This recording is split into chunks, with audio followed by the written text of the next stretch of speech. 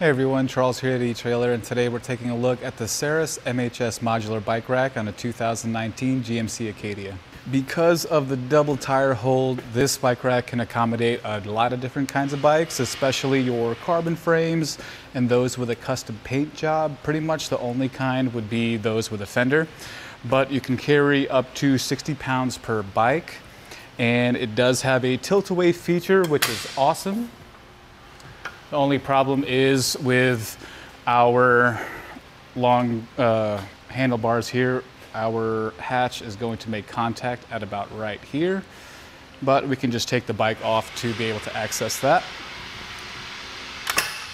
We are going to have 3 attachment points, a strap for the front tire, and then 2 of the wheel mounts to take the bike off. We're going to start with the strap and just get that out of the way.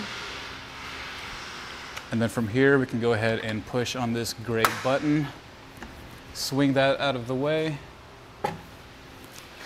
and then keeping one hand on the frame so it doesn't fall on your vehicle, we can now push on this gray button and get that out of the way, and now our bike is free. Over here, you can see that we can adjust the heights to accommodate your different size tires. We just have to unscrew this and screw it back in on a different notch here. One really cool thing about the Saris MHS is the integrated cable locks. Makes it nice and handy, and you don't have to worry about misplacing them, but they are going to lock into themselves. They're going to be key-to-like, and they're also going to be key-to-like with the lock that comes on your anti-rattle bolts. You can accommodate your 5-inch fat tire bikes on here, and the strap will slide back and forth to accommodate your wheelbases of up to 53 inches.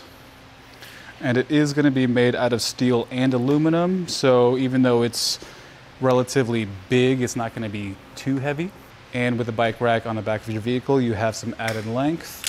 So from the bumper to the furthest point out, we're at about 35¼ inches, something to keep in mind when you're backing up. And the ground clearance to the bottom of this handle is going to be about 18 inches. And from the shank, it's going to be about 15 inches. Another thing to keep in mind when you're going down the steep driveways or steep hills, the front of your vehicle is going to go up and the rear is going to go down. We can also fold this rack up to save some space in our garage or in a parking lot. Just pull on this handle that we use to tilt it away. And it does have 2 stopping modes in the folding up position. It'd be great if you had a spare tire on the back of your vehicle, but today we're just going to bring it all the way up. And so now from the bumper to the furthest point, it's going to be about 13½ inches, and the closest point is going to be about 3½ inches, but nothing to worry about as it's not going to get any closer than that.